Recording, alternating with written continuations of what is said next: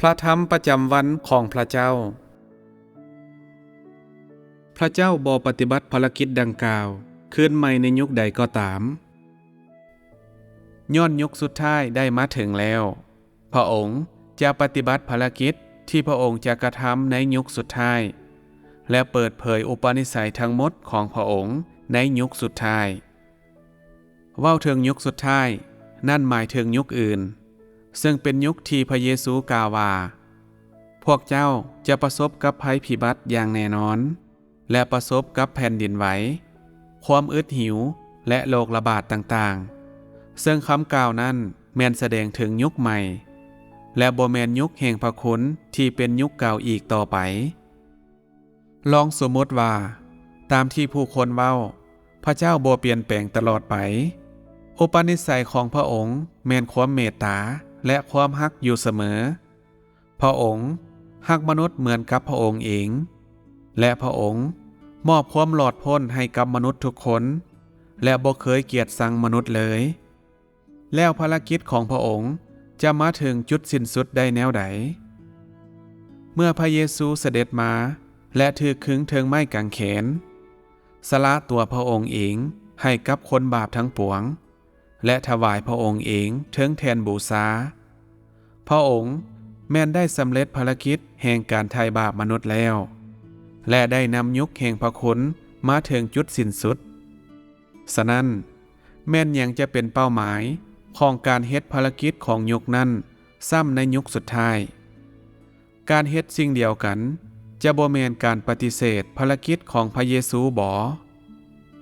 ถ้าพระเจ้าบ่ได้ปฏิบัติภารกิจ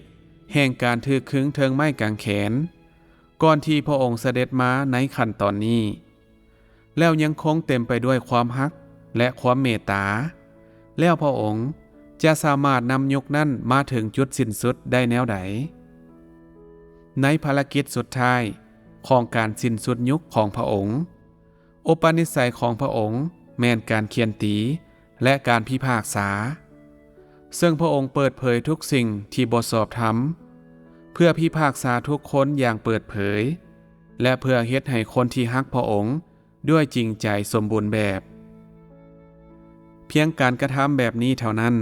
ที่สามารถนำการสิ้นสุดมาสู่ยุคได้ยุคสุดท้ายได้มาถึงแล้วสรรพทุกสิ่งในการทรงสร้างจะถูกแบ่งแยกออกตามประเภทของพวกเขาและแบ่งแต่ละประเภทออกอิงตามธรรมศาสตร์ของพวกเขานี่แม่นช่วงเวลาที่พระเจ้าเปิดเผยผลสรุปที่มนุษย์จะได้รับและจุดหมายปลายทางของพวกเขาถ้าผู้คนบ่ได้ผ่านการเคียนตีและการพิพากษาแล้วก็จะบ่มีทางเปิดเผยความกบฏและความบ่ชอบธรรมของพวกเขาได้เพียงแต่ผ่านการเคียนตีและการพิพากษาเท่านั้นจึงจะสามารถเปิดเผยผลตามมาของการสร้างสรรพสิ่งมนุษย์เพียงแต่แสดงท่าแท้ของเขาเมื่อเขาถูกเคียนตีและถูกพิพากษาคนชั่วร้ายจะถูกจัดไว้อยู่นำคนชั่วร้ายคนดีไว้กับคนดีและมนุษย์ทุกคนจะถูกแบ่งแยกตามประเภทของพวกเขา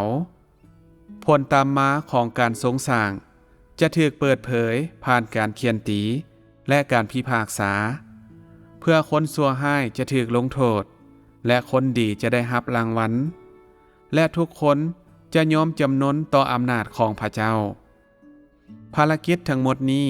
ต้องถูกเฮ็ดให้สำเร็จผ่านการเคียนตีและพิพากษาอย่างชอบธรรมเนื่องจากความเสื่อมทรามของมนุษย์ได้ถึงขั้นร้ายแรงที่สุดและความกบฏของพวกเขานั้นร้ายแรงอย่างล้นเหลือมีเพียงแต่อุปนิสัยที่ชอบธรรมของพระเจ้าเท่านั้นซึ่งเป็นสิ่งที่ประกอบด้วยการเคียนตีและการพิพากษาเป็นส่วนใหญ่ที่ถูกเปิดเผยในยุคสุดท้ายจึงสามารถเปลี่ยนแปลงและเฮ็ดให้มนุษย์สมบูรณ์แบบอย่างแท้จริงได้มีเพียงอุปนิสัยนี้เท่านั้นที่สามารถเปิดเผยคนชั่วร้ายและลงโทษคนที่บ่ชอบธรรมทุกคนอย่างรุนแรงได้ฉะนั้นอุปนิสัยดังกล่าวแม่นเต็มไปด้วยความหมายของยุคดังกล่าวและการเปิดเผย และการแสดงถึงอุปนิสัยของพระองค์ก็ถือเฮ็ดให้แจ่มแจ้งเพื่อภารกิจของแต่ละยุคบ่แม่นว่าพระเจ้าเปิดเผยอุปนิสัยของพระองค์ตามอำเภอใจ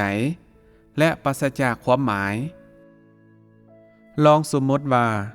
ในการเปิดเผยผลได้รับของมนุษย์ในระหว่างยุคสุดท้ายพระเจ้ายังคงประทานความเมตตาและความฮักอย่างบ่หมดสิ้นและสืบต่อฮักเขาบ่เฮ็ดให้มนุษย์ประสบกับการพิพากษาที่สอบธรรมแต่โกงกันข้ามพระองค์แสดงให้มนุษย์เห็นถึงความอดกั้นอดทนและการอภัยโทษและการยกโทษให้กับมนุษย์บ่ว่าความผิดบาปของเขาจะห้ายแห้งส่ำใดก็ตามบ่มีแม้แต่เศษส่วนของการพิพากษาที่สอบธรรม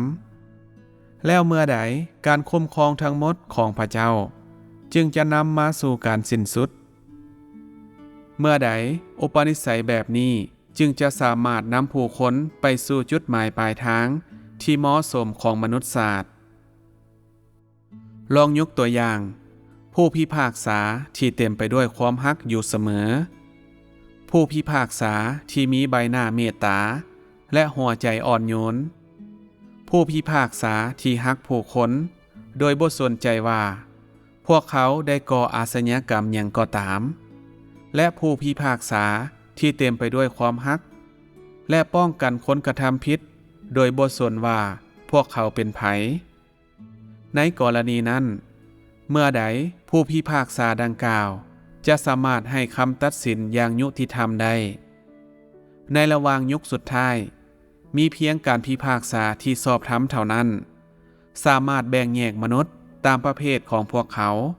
และนำเอามนุษย์เข้าสู่โลกใหม่ด้วยวิธีนี้ยุคทั้งหมดจะถูกนำมาสู่การสิ้นสุดผ่านอุปนิสัยที่สอบธรรมแห่งการพิพากษาและการเคี่ยนตีของพระเจ้า